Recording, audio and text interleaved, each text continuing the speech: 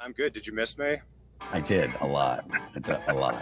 I really don't want to get your channel deleted, Reed. That you're asking for serious trouble if I answer that question. Well, then stop fucking talking about us, man. How much perceived value do you think we will lose? Well, I mean, we lose a lot. The establishment Republicans are not Republican in name only. That's what the GOP is.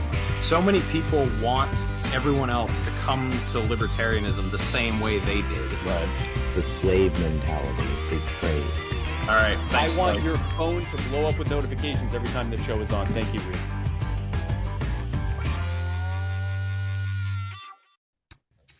Hello, everyone. Thank you for tuning in to another episode of The Naturalist Capitalist. On the other end of the show today, I've got Buck Johnson, who a lot of you guys probably know. How you doing tonight, Buck? I'm good. Thanks for having me, Reed. This is cool. Yeah, absolutely, man. I wanted to talk to you because I think we have a lot in common in some areas. Before we get into anything political, I just wanted to talk about work. We've both had dangerous jobs. I used to do power line construction. Now I'm a truck driver. But when I was doing power line construction, it was usually me and one other guy, and I was in charge of the crew and the truck, and I just had to make sure we were never going to kill ourselves. And then sometimes I had a crew of up to 6 people, and same thing. When I was as young as 19, I had 3 guys under me who were all like twice my age. So it was like it was a real I don't know. There was a lot of pressure on me to not fuck things up, and it was really dangerous and expensive. But you're a firefighter. You're in charge of your crew. It's super dangerous. People are dependent on you to save their lives sometimes. So what's that like, man? How long you been in that? And what made you want to be a firefighter? And do you still like it? Those are all good questions. Let me say, yes, I still like it. I love it, to be honest with you.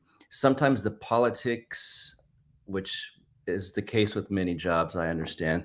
Some of that gets in the way. We're not being mandated to take anything I don't want to take, so that's good. In fact, I'm on a committee to make sure that does not happen. I've been doing it 23 and a half years. I'm the boss of my particular little engine company, and I got to handpick everyone I work with. It's pretty solid. I mean, I work every third day for 24 hours. We go in at noon, which means I get off at noon the next day. I could complain. Every once in a while I do complain, as we all do with our jobs, but it's pretty damn good. The people I work with are amazing, and I love it. I really love it. And they put up with my occasional rantings on politics and tend to mostly agree with me. And so I think they think it's neat that I do this stuff too. Yeah, that's cool, man. So how classic is your job? Or I wonder, like, when you first started, how have you seen changes? Did you ever drive one of those ladder trucks that you get to steer in the back? That's been one of my dreams. I've always wanted to be in one of those. That's awesome. You would. That's interesting that a person with your job now would even think about something like that. Most people don't even know of that stuff. We don't have one of those in the department I work in. Just for people, those wondering, because of reasons of my politics and what I do outside of the job, like my podcast, I can't say the actual department that I work for. I'll let you guys guess that. We do not have one of those. It's called I can't even think off the top of my head. We don't have one. We never have. There's a lot of people that want one. Those are super cool. And no, I've never been able to drive one. I did drive a fire engine for about, my position of driver was maybe 5 years, which is fun. And I can't give any more details about when I was a driver. The area I was driving in was nuts, without trying to sound too familiar of what department that would be.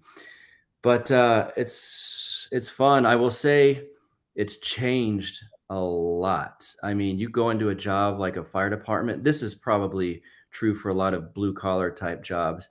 You go in the late 90s and then compare it to where we are now as a society. I mean, there were things that were done to new people back then. If you even hinted at joking or doing any of those things now, you'd be out. Yeah, I bet. So did they ever have the brass poles in the fire department?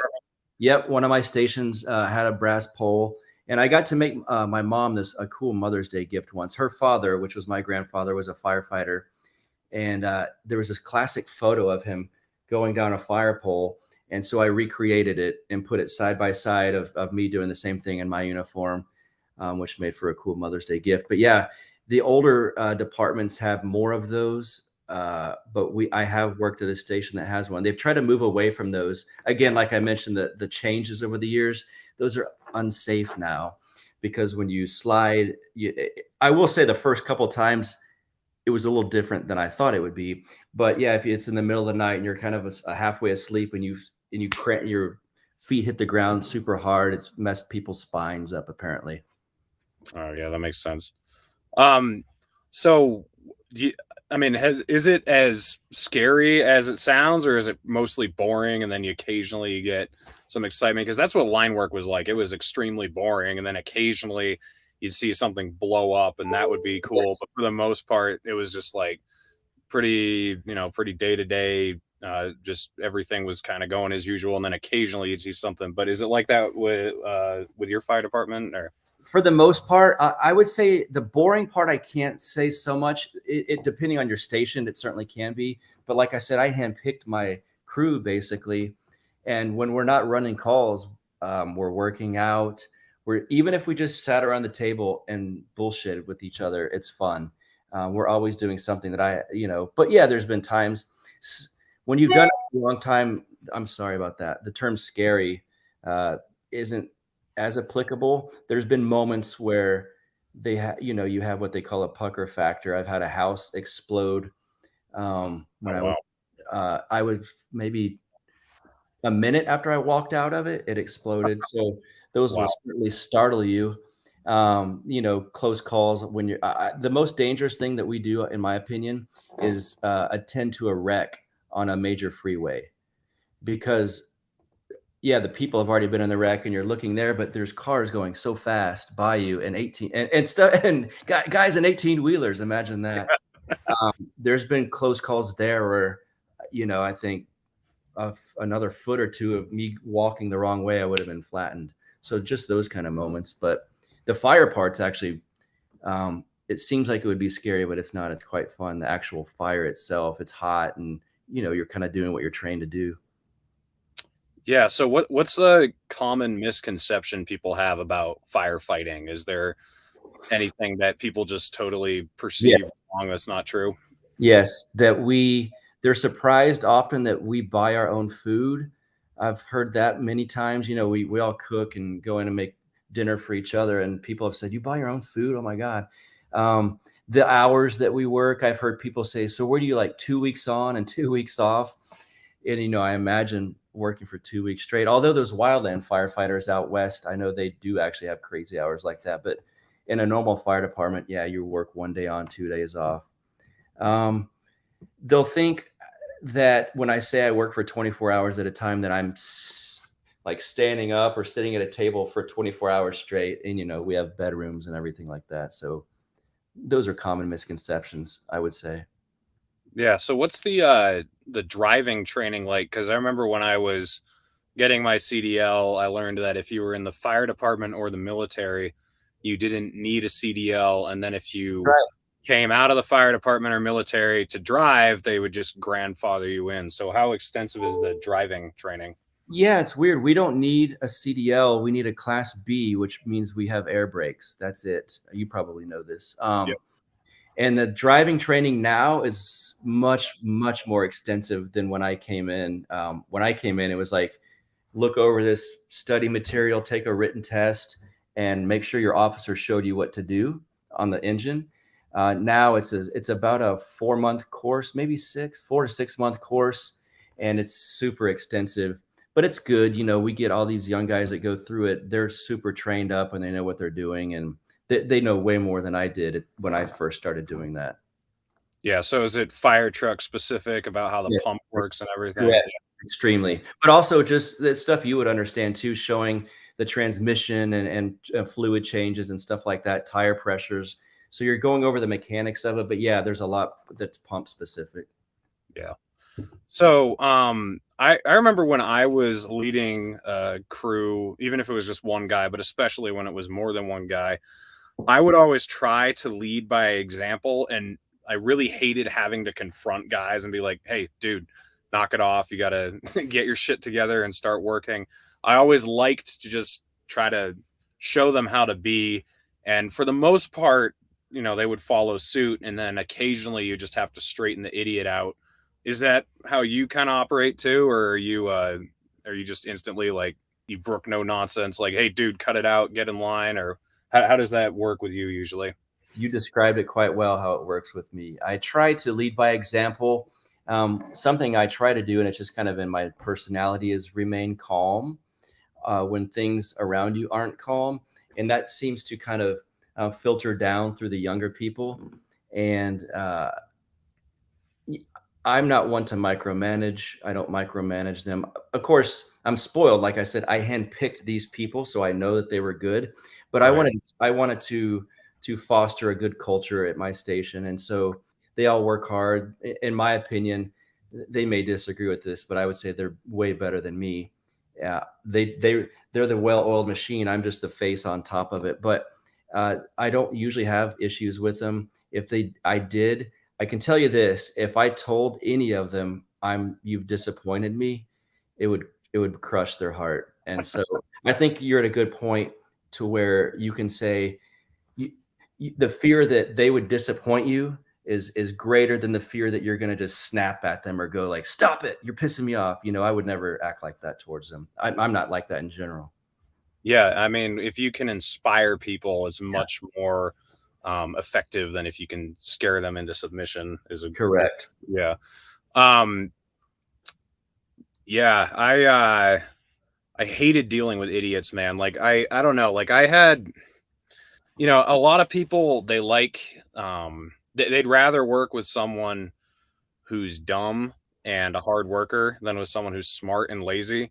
And I think in general I agree with that, but sometimes I would just get the dumbest motherfucker ever, Yeah. and it would endanger the entire crew. It would make things more hazardous than they had to. Have you ever dealt with anyone like that before you got to the point where you could handpick people where you're like, wow, this guy is just making this a hazardous scene that doesn't need to be?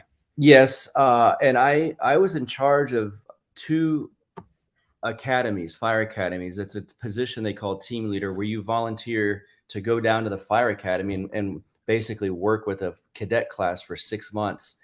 So then, yeah, there were a handful of times where I had to like raise my voice at these, there's young people. Some of them, all they knew was like an office job or something like that.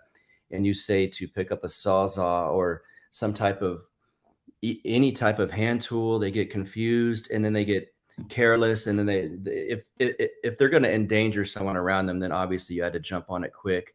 And we were kind of the filters to where we were below the officers and the chiefs at the academy, but obviously above the cadets. And we needed to make sure that no one graduated that was going to be a danger once they were out in the field. And so I think we did an okay job at filtering people out. I will say a few times these cadets would sit at this table with you, people in your position, and these chiefs, and they're getting fired. And, that was heartbreaking to see them in tears. At the same time, it's like, would I trust this person to go to my grandmother's house and help? No, then I don't want them out there. So the academy makes a good filtering mechanism to keep a lot of the idiocy out of the fire department. So that does help. Yeah. Yeah.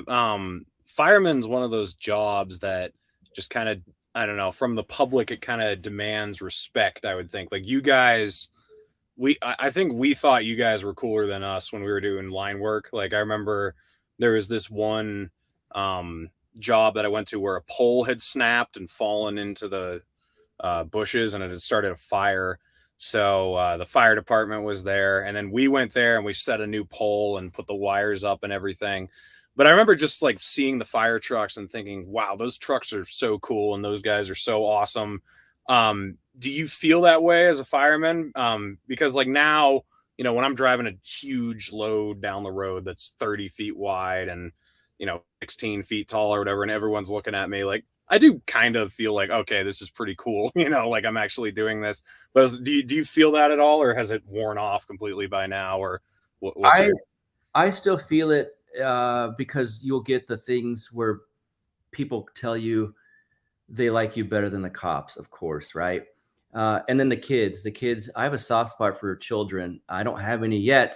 That's in the works, but I have a soft spot for kiddos. And so we go to a medical call just this morning before I got off, we went to a medical call, and this kid was like 6.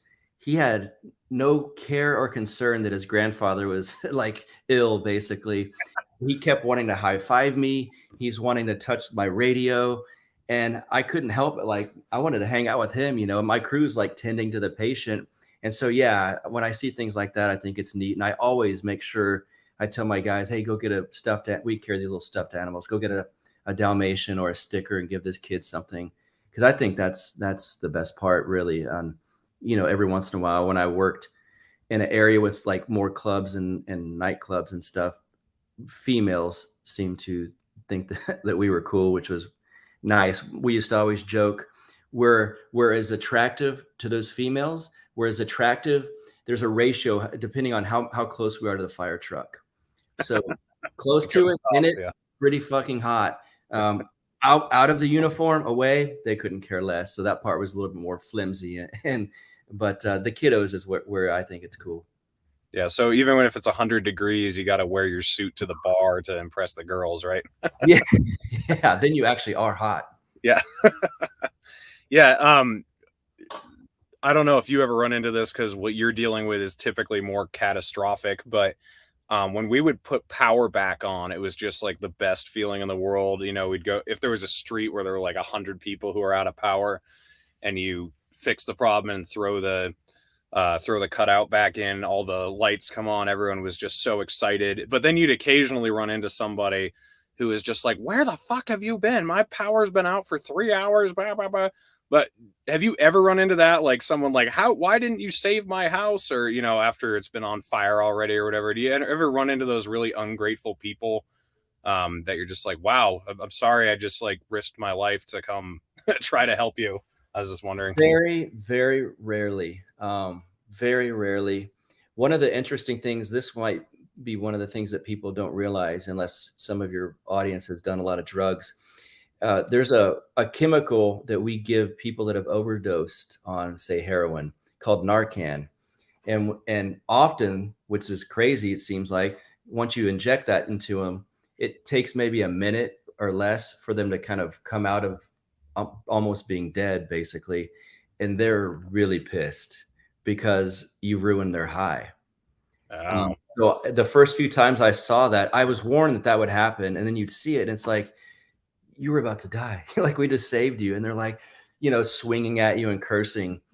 And so there's this weird moment where you're like, but why are you pissed at me? I just saved you. Of course, they don't know any better. They thought they were the best high ever and that you've screwed it up, basically, and it's cost them money. That's weird.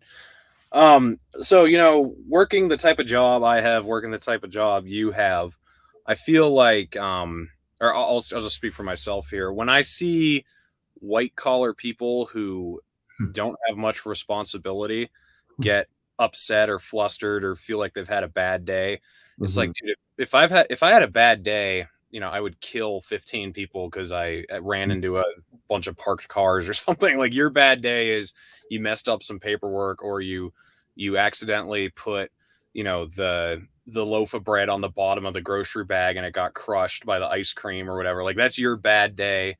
Our bad days just don't compare. They're not at all the same. And being in the libertarian movement, like, once I actually started meeting more and more people, I know this is something we'll agree on, I was like, holy shit, so many people here have never done anything. And they get so flustered and so upset about the dumbest shit. And they feel like they've really accomplished something by being in charge of some obscure party affiliate that hasn't accomplished anything. And that's all they've ever done. And I know I've heard you air your grievances about that, but do you think your job has anything to do with that disgust? Yes, 100%. Wow, everything you just said, I could not agree with more. I think so, and I don't mean to. If it does, and I think it does, I'm not trying to like flaunt it over and go, well, I've done all these scary things, and you guys are pussies or anything. But there is something when I see someone bitching about something so silly, or or pretending that they were so stressed to do this or that in the LNC, or these kind of things, even just like at a computer desk. For one, I wouldn't do those things, so that's why I'm not going to let them stress me out. But yeah, it's like there's different levels of stress. And just to relate this, a buddy of mine that I've worked with for years took a staff position in the fire department, which means you work a desk job for a little bit. And a civilian, which means she's only worked the desk job, told him one day, "We've got a problem. This is not good." And he's like, What's going on?" And she goes, "One of our fire stations needs stickers. They're out of them." And she was being serious. And he goes, "Do we have some here?" "Yeah, we have some in a locker." He goes, "I've got it. I think I'll grab them and I'll take them to the fire station and we'll solve that problem." "Oh my God, yes, could you do that?" And it's just, he thought it was hilarious, but it just shows you, yeah, it's weird. If one problem is that there's a possible house going to collapse on you and you're trying to get out quickly, or another problem is that a paper was turned in at a wrong time, or a Robert's Rules of Order or whatever wasn't followed, it's a big difference. Yeah, 100%. So I was actually surprised to find out you were Libertarian Party member for like 20 years. But you just got kind of sick of how ineffective they were, and you were even involved in the 2020 election. You were going to vote for Hornberger, or you were a delegate for Hornberger. Is that right? 2016. Yeah. Okay. Yeah. All right. So what pissed you off about the Libertarian Party so much? What finally was it a slow transition, or was it 2020 that just completely disenchanted you with it, or what pushed you away from it so much? I think it was a slow burn, kind of. You would think that took long enough, 20 years, but after the Hornberger thing, and they did, let's see, who they, oh, it was Gary Johnson then. I was still kind of blue pilled, honestly. So I was like, whatever, Gary Johnson's cool. And I actually went to his campaign stuff in Austin at the time. I would say as I got red pilled over certain things over the 5 years after 2016, basically, slow burn, I would say. Moments here and there. Reason Magazine often pushed me. Cato Institute often pushed me.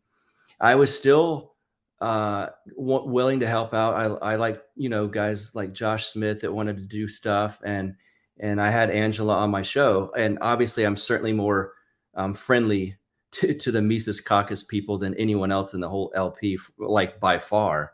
But then I just started to talk to different people and think about different things, and it hit me like, I'm not a party guy at all. I don't want to be. So it's not like I'm moving to the Republican Party and like, here's my position over here, guys. Although I do tend to side with those strategy more, if you're talking actual strategy.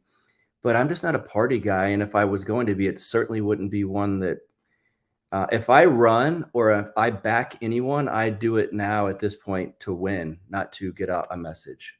Although getting out the message when you win is certainly helpful, but it just seemed ineffective and a waste of time.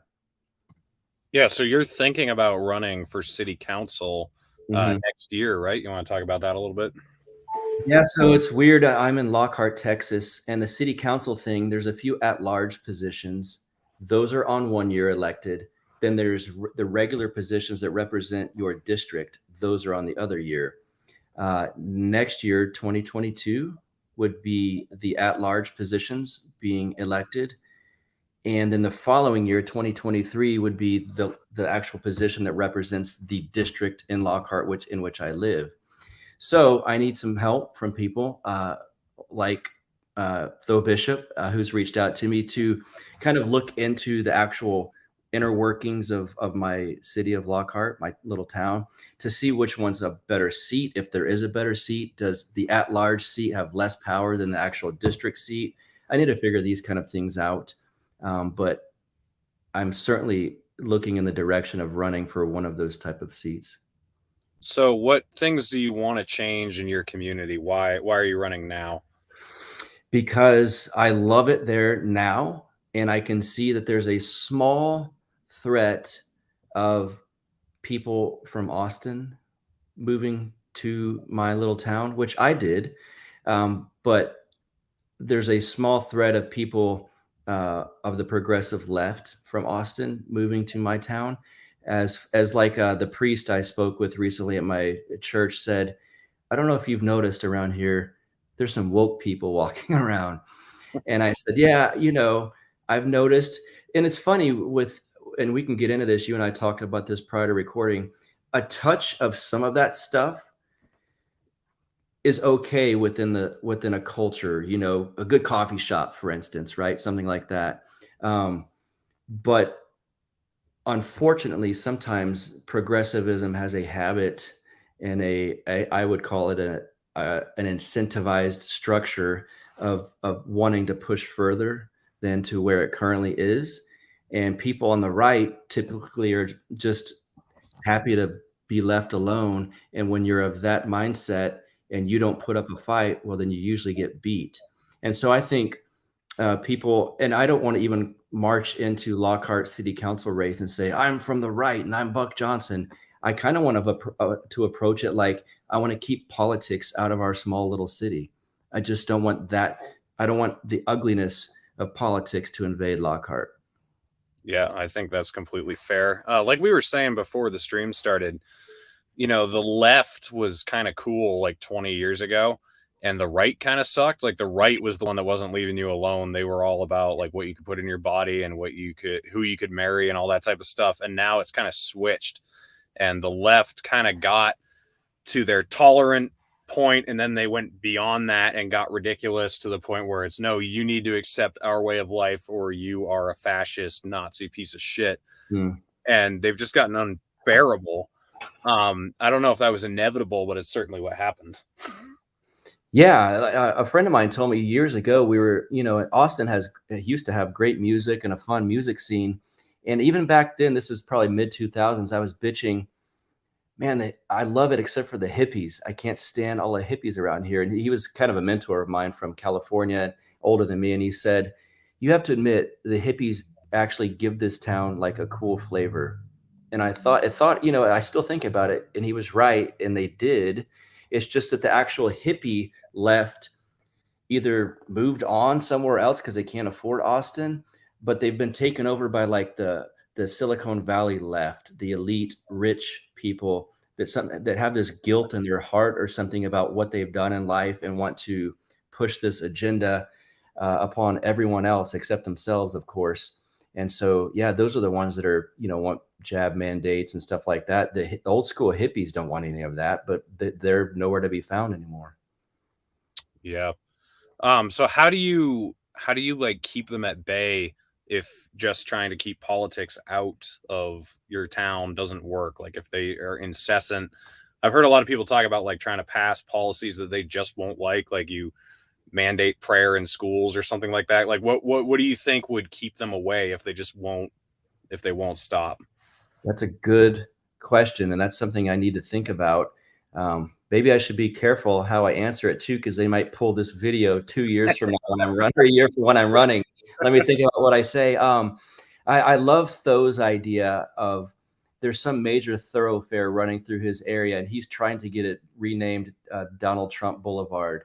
So just, that's symbolic, of course, but little things like that certainly help. I think the abortion law in Texas that just kind of got a little bit stricter than it used to be, things like that help. I would think there's symbolic things that can help, and maybe some actual things. Making it, for instance, if you had a position in a city to say I'm mandating it illegal to mandate masks, something like that. I don't know. These are just off the top of my head right now, but we sure know the progressives often deal with emotion. So it's easy to kind of fight them back with some emotional things like that. It's not like I could come in and say, we're going to lower taxes 2%. That's not going to do anything to them. It's emotional type issues I think could work. Yeah. So you have to decide whether or not you're running next year by January, you were saying? It's just my own personal goal. The actual deadline, I believe, is August. I've looked into it. You have to have this paper signed by August. I just want I'm just a prepper in many senses, but I like to get ahead of what I need to do in life. And so if I need that done by August, I'd rather start in January, researching everything. And because I know the people that are considering running or that are happy with where they're at on city council aren't looking that far ahead. And I kind of want to, I don't know if it's possible. I keep going on podcast shows talking about it, but I'd like to kind of sneak up on them if that's possible, and kind of maybe come out of nowhere and take a seat. Yeah, that would be great. I think people really have an appreciation for, the blue collar man finally deciding to run for office and make a change, because the white collar men have really failed on a lot of levels, and I feel like the blue collar workers, we actually, it's theoretical versus praxis, basically. Like we actually have to do everything. Correct. So we get how it actually works. The engineer might write some job up that looks great on paper, but the foreman who actually has to build the house, he can tell if it's actually going to work, if the bolts are actually going to line up, if the material is going to hold, any of that stuff. So I think that there's a real opportunity for people like you now more than ever, just because it's become so obvious that the people who are on the theory side of governing or economics or whatever have just completely failed us. Do you think that's accurate? I do. Yeah. I mean, there's an underbelly. It's like people understand that now at a kind of just some raw gut level. It seems like they understand that. And I think especially in small towns, and you probably see this as you drive through all over the place, but Austin, they won't see that. Maybe some people that live there do, but that's not changing there, unfortunately. But I think, yeah, in a small town, I do see that. And I just thought of something you said, what makes you want to run now? This is crazy because it's a small world. I have a couple of mine, that's friends of mine, a man and a woman that moved to Lockhart.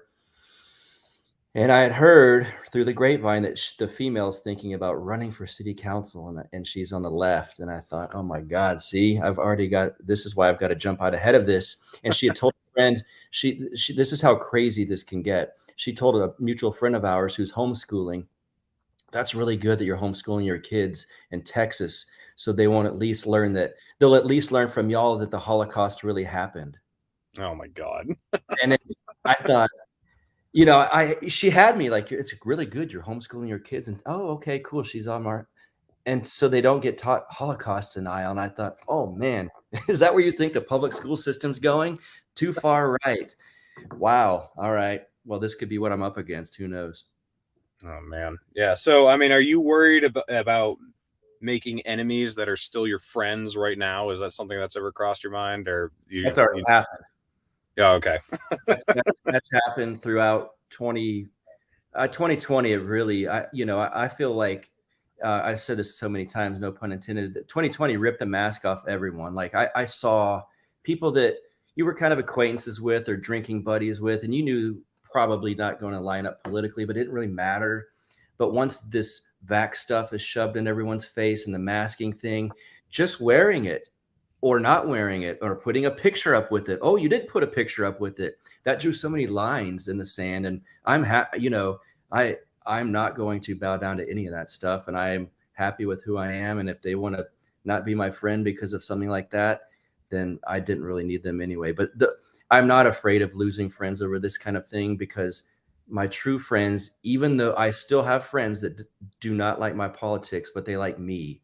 And so that's fine. If you're going to ditch me over something like me being pro freedom, essentially, as boomer as that sounds, then that's not on me. That's you. Yeah. Yeah. I really agree with you that those lines have been drawn. And I was shocked some of them, right? Like you could kind of see the writing on the wall, but some people I was very shocked by. One guy I know lived in Somalia for 4 years, and he did like missions trips, and he's lived in Mexico, and he will not see me unless I get double vaxxed. He won't even be in the same room with me. And I was like, I mean, he walked across rivers with hippos and crocodiles in them in Somalia at night, and he won't see me if I'm not double vaxxed. And there have been those anomalies where there are these people that you thought were reasonable, and this COVID shit just completely exposed them. I think it's a very good lesson for folks like you and me to understand that the propaganda machine's insane. I mean, think of what you just said. That example is perfect. This guy walked across third world country rivers, and he won't see you without being double vaxxed. Crazy. I mean, that's insane. But that's propaganda, and there's an entire industry of it, and they make a lot of money doing it. And they've got a lot of people like Edward Bernays to look back on and learn from. And in fact, unfortunately, those people are quite effective. I also, as maybe a white pill, there were people that I was a little surprised about who are on my side that throughout the last year, it's one of those, I didn't think you would. Even people messaging me like, hey, I listen to your show, that I've known for a long time, that, some of those people kind of shocked me, but that's in a good way. Yeah. So you host the Counterflow podcast, and you've had that like 3 years now. Is that right? Or it used to be called Death to Tyrants, and I changed it to Counterflow in 2021, January 2021. And that's when the name switched. And for those who usually watch me, by the way, my normal background is not behind me because I'm at my parents' house in Houston, Texas. I'm not at my house in Lockhart, Texas. But yeah, I've had that show, I guess, 3 years now. Yeah. Was it January 6th that made you change the name from Death to Tyrant? No, it was going on aboard Thaddeus Russell's Renegade Media Network. He wanted me to do a different show than Death to Tyrant, like just have a separate show. And I did, this, like, imagine having I don't know how Mark Claire has a bunch of shows like he does, but imagine having a whole nother podcast. I couldn't do it. It's too much work as it is. Well, you guys do that Tower Gang stuff or whatever. Yeah. That's just going online and acting retarded. So that doesn't. Yeah, that's just, I could do if it was that, but I couldn't put this much focus on like guests and everything into a different show. I had guys in our circles, will say, turn me down because of the name Death to Tyrants. And so I'd been thinking, like, I wonder if I should change that. And then Thaddeus was like, well, yeah, if you want, just change it. We'll keep your same show. So I switched names. Then it took some thought and everything. And Counterflow, there's a lot of thought behind that name. But yeah, I switched January 2021. Right. Yeah, it's funny, though. Right prior to January 6th. Funny timing. Yeah. January 6th is my litmus test for people, pretty much. Like, I ask if I ask people, what do you think of January 6th? And it's anything about, treason or terrorism or trying to instate a coup or whatever. Like, I mean, if you don't think it was funny or stupid or didn't go far enough or was disappointing, then you're just not my type of people. Those are like all the adjectives I would ascribe to it. It was like, I mean, part of it was like, yeah, cool, let's go. And then there were no hostages or anything. So I was like, okay, what were you guys doing here? Like, this just kind of fell flat. But that's kind of my litmus test. What's your litmus test for people? Do you have one that's people like that? Yeah, I have a few. That's definitely one of them, 100% that. And it depends on the levels. For libertarians, per se, the litmus test is Lou Rockwell. And then maybe Ron Paul, but I know Ron Paul has a broader appeal. For libertarians, those two are my litmus tests. But certainly for just kind of my normie friends, January 6th, I mean, I can't think of a better one right now than that. And I have had that discussion, and the discussion has hurt my feelings on, like, man, my close friend, oh my God, he's blue-pilled on this shit, and he's trying to convince me, like, no, you got to admit the property destruction, all this stuff. And it's like, bro, dude, come on. But yeah, that's a very easy litmus test, really. Yeah. Some people, if my old Twitter account were still active, they might not think that's what I thought about January 6th, because I was always hyperbolically going the other way. Like, January 6th was worse than 9/11 was worse than, just to like show people how fucking stupid it was. But yeah, that is for sure my litmus test. So Counterflow podcast, why did you choose the name Counterflow? What does that symbolize? Because for whatever reason, maybe it's instinctual or maybe it's, I don't know if it's genetic. I just kind of go opposite in every aspect of my life. My music tastes are extremely in the minority from everything, whether it's the jazz I like or the hardcore punk music I like or the country music I like. None of it's like the norm. It's always counter to the mainstream flow. My job, while everyone's running out, I'm running in. Right. Running counter to that flow, and then obviously my politics, as the same goes with you. Our politics are obviously counter to the flow of the mainstream, so it all kind of fit together. Yeah. So, why did you first start the show? What were you attempting to accomplish? When I started Death to Tyrants back then, Yeah, it's funny because I was pretty blue pilled, and I thought I had been listening to a lot of Tom Woods and Dave Smith and Jason Stapleton. And I thought, these guys are really good. You know what? I bet if I start a podcast, I can interview some of these people that are kind of my heroes, not just those guys, but across the libertarian spectrum. Back then I was still okay with a lot of Reason guys and stuff. So I thought, these musicians I know in my personal life, they all lean left. If I can present this nicely produced format of a podcast, I'm going to switch them to my side one by one. They're all going to be libertarian. that's so funny hearing you say that now. Yeah. And I thought that was a possibility. And as I realized over the years, that was not going to happen. Then it became just really something I love more than anything, despite what lefties I'm convincing or not convincing, but really being able to interview people like Tom Woods and Lou Rockwell and Jeff Deist and these guys and Ron Paul. I mean, they are just, I wouldn't be where I was without these guys. And then making a lot of friends with people that I now do consider friends, and having Pete on my show and Tho Bishop and Matt Erickson. And these guys have become, Mark. I really love Mark Claire. That's a really nice part of what we do. And so that's just really been wonderful. Now it's just such an instinctual job that I do.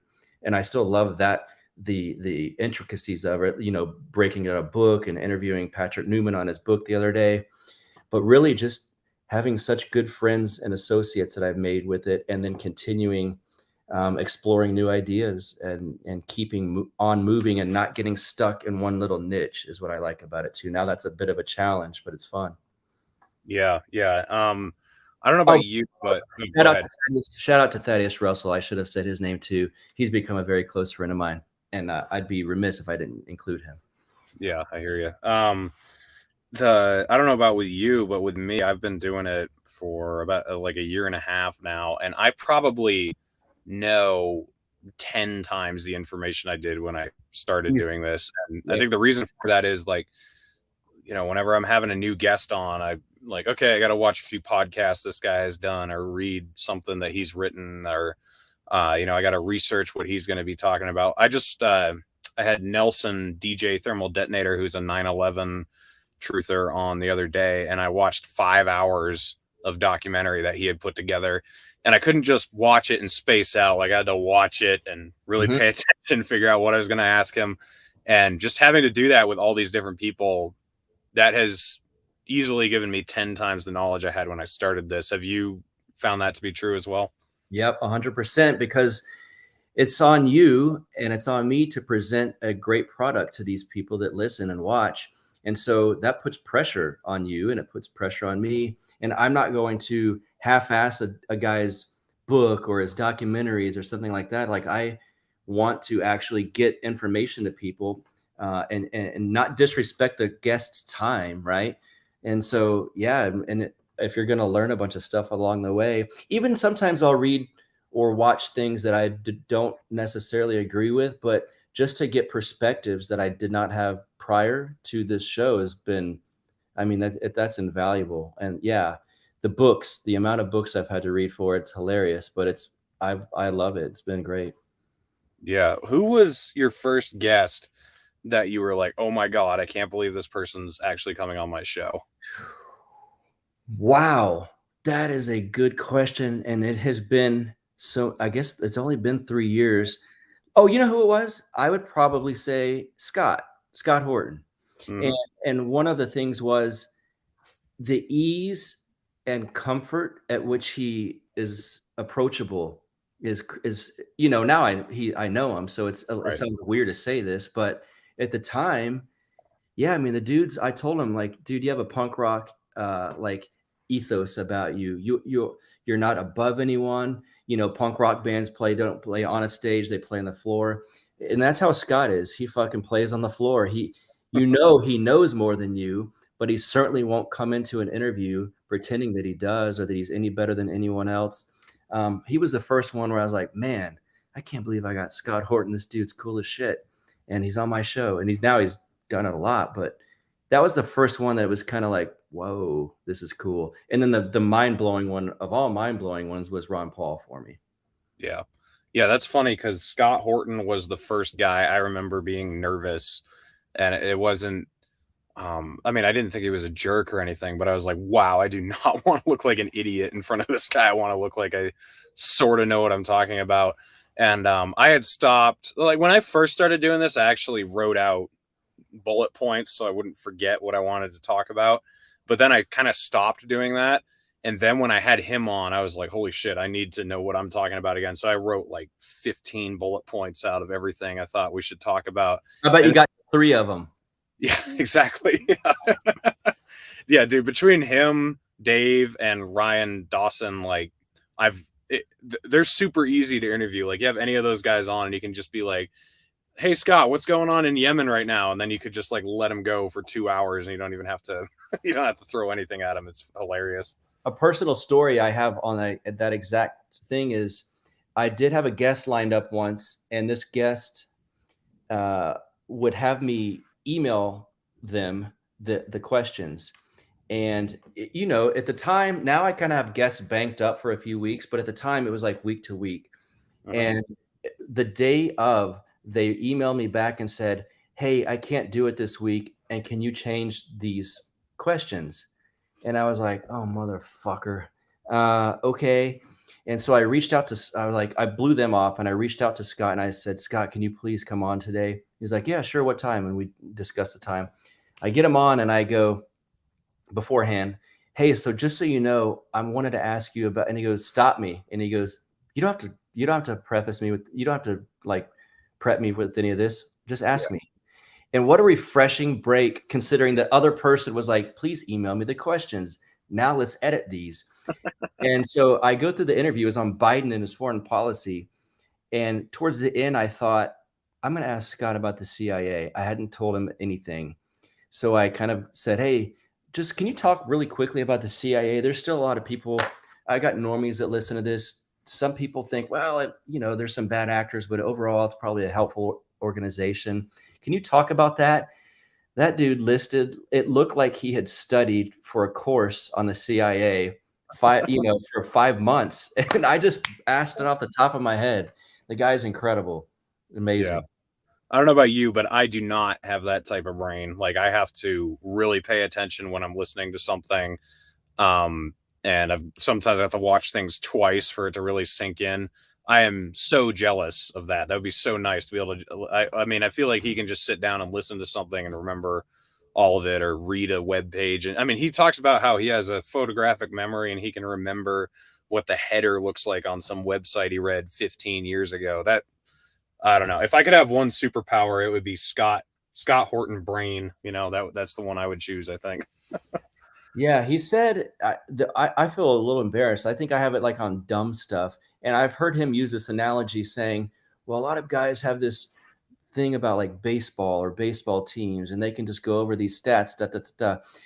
I do have that with the Raiders, and that's sad that that's my specialty. But I could, if you asked about a lineman in 2005, I could tell you about him. So unfortunately, that's where I wasted my brain energy, is on the Raiders football. But if it's anything other than that, I've got to read it. And if I'm interviewing an author, I underline stuff, I make notes, I think about all of this stuff. You could throw it in front of Scott, he could skim it and ask you stuff. So what's the biggest philosophical change you think you've gone through since you've started the show, if any? Ooh.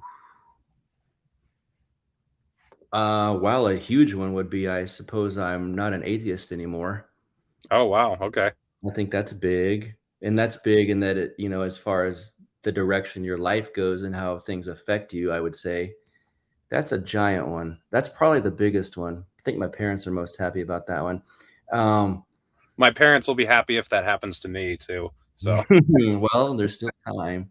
yeah.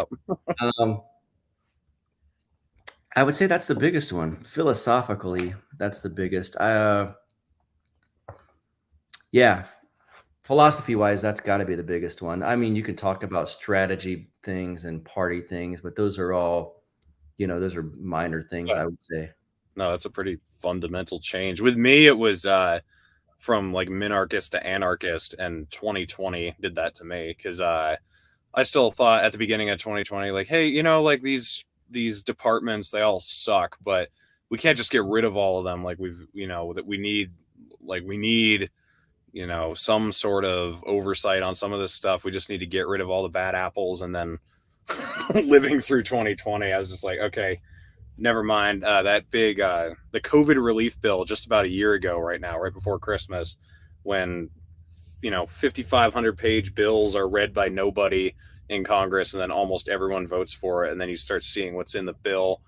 That just completely, like, I don't know, that just red pilled me on anarchy. And then I don't know, that's probably my biggest transformation, but it's been really amazing to kind of catalog it. It's almost like a journal. I don't know if you go back and watch anything from a long time ago and go like, wow, I do not think that way anymore. I've watched some of my episodes from a year and a half ago, and I mean, most of it I still agree with, but I'll occasionally come across a take where I'm like, wow, I can't believe I said that a year and a half ago.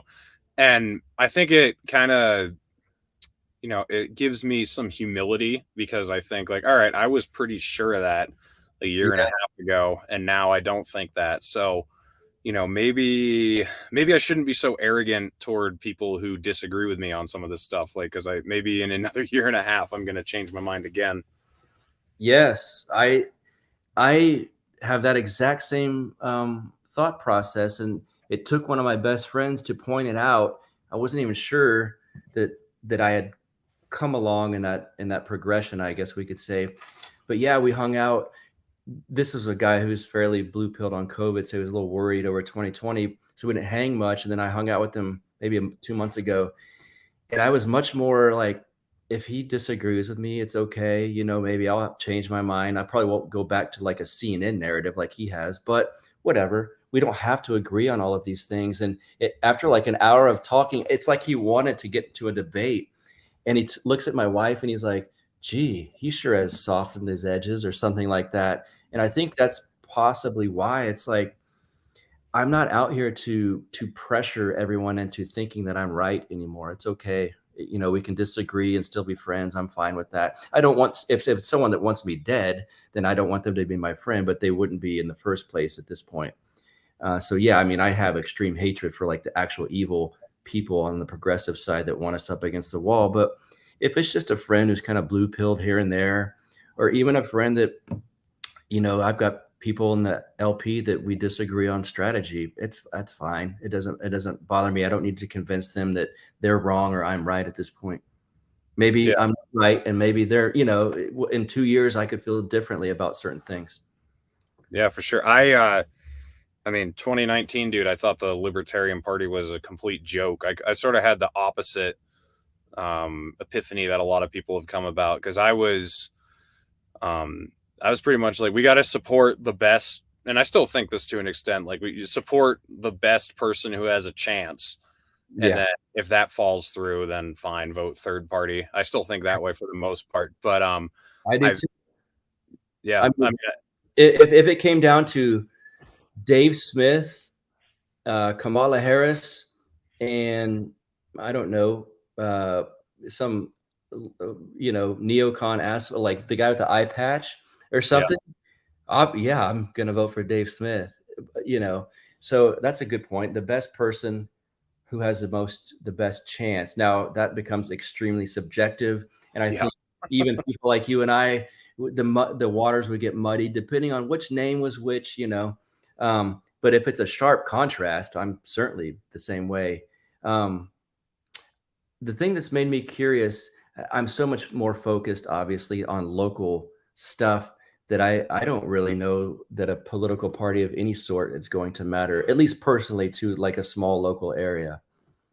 Yeah, I mean, I think that is probably true. I mean, I think it depends on the location. Some like apparently in Pennsylvania, if you're a libertarian, you can get elected. They elected like 150 people, but I agree with you. Like I've heard you say, and you said it in here that you just don't care about the party, and I don't really either. I mean, it's the person. If there's a Democrat who's great, I don't really care if they're like if they're actually really good on stuff. And I think that party loyalship is really dumb, just saying like I will always support. I mean, Mike Lee is my senator. I fully intend on voting for him next year. And I know that's at the federal level. So to your point, like it doesn't matter as much, but that's just a good example of if there's some libertarian loser who's running against him, and I forget the name of the guy who's going to be running as a Democrat against him, but he sucks. Like, obviously I'm going to vote for Mike Lee because that's not really, I don't see that as a violation of principles at all, really voting for Mike Lee. I mean, if it was a Republican who's good on a couple things, and then there's a Democrat who's a tiny bit worse, then I'm not really inclined to vote for the Republican necessarily. But if it's someone like Mike Lee, I mean, come on, in the Senate, like, we need people like him. I don't know that I could go down the line and go, I agree with him on everything. I probably couldn't have done that with Gary Johnson. That's certainly Richard Jorgensen. But yeah, in the Senate, and he's pretty damn close. Hey, I'll take it for sure. Yeah. I mean, we got Don Huffines, who I had on my show, running to primary Greg Abbott. He said on my show he was a little squishy on the drug war stuff. Not my favorite answer, but every other thing he was great on. So, dude, I'll take that any day over Matthew McConaughey or Beto O'Rourke. Oh yeah, for sure. So we're coming up on an hour here, but you're going to be in Mexico in what, a couple weeks or something for an event? No, that's so in 2 days. 2 days. All right. What's going on there? That's why I'm in Houston. Long story short, I didn't have my passport was expired. So tomorrow morning I have to drive to the passport office here in Houston to get one. And the very next day I'm going to Mexico, and Johnny Profita from the Peddling Fiction podcast is putting on what he's calling the Sayulita Super Spreader. And it's in Sayulita, Mexico, a surf town 45 minutes north of Puerto Vallarta. It will be Johnny, of course, hosting the event, Mark Claire, Clint Russell from Liberty Lockdown. Golly, I'm going to forget people. Oh, Robbie the Fire Bernstein. Okay, I can't forget him, of course. Anthony Samaroff, James Guzman from Borderless Blog. Let me think. That's off the top of my head who's going to be there, but I cannot wait to do this. It's just in a few days from now, but Johnny emailed me all the details, and when you get off, you're going to rendezvous or meet up with Clint at this taco shack, and then me and Mark Claire and Anthony are going to come get you guys with a car full of booze. And it started. So like, okay, now I'm excited. So it should be cool. I'm assuming that everyone who's going to be there has to have already signed up, right? So there's no use plugging it. No, he said. Johnny said yesterday, and I think Mark Claire said this morning, there's some link where they have like 25% off right now. Just for anyone listening, if this is coming out, then if this is live though.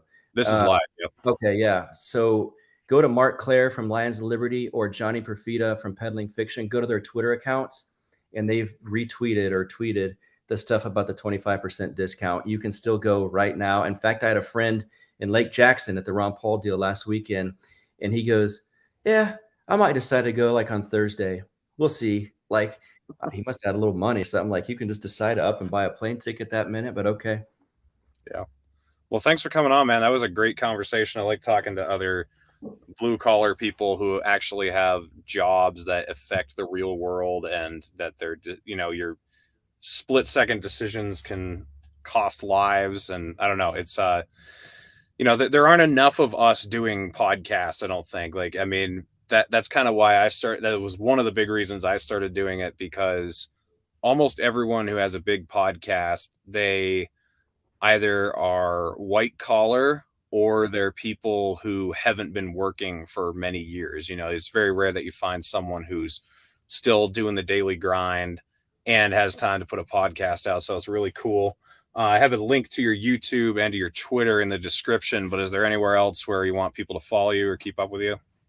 Those are the main places, man. You're a pro at this. This is really good. I guess the website's counterflowpodcast.com. So there you go. You got the other stuff taken care of. All right. Well, thanks, man. It was a good conversation. I'd like to have you back on again sometime. Yeah, Reed, this has been super cool. I love it. Thanks, man. No problem. By the way, everybody, huge news. So we obviously got the 4 Horsemen on Sunday, but the following Sunday, I've actually booked Maria Farmer. And if you guys don't know who that is, she's super high profile Epstein victim. She was the first person to make a report to the FBI, and then the FBI didn't do anything, and then they lied saying that she never reported it. And then, as we've seen, as the case unfolds, the FBI has known about this for a long time and has chosen not to say anything. So she'll be on my show next Sunday. That's pretty huge news. So if you're not subscribed to the channel, please do so, and keep your eyes open for that episode.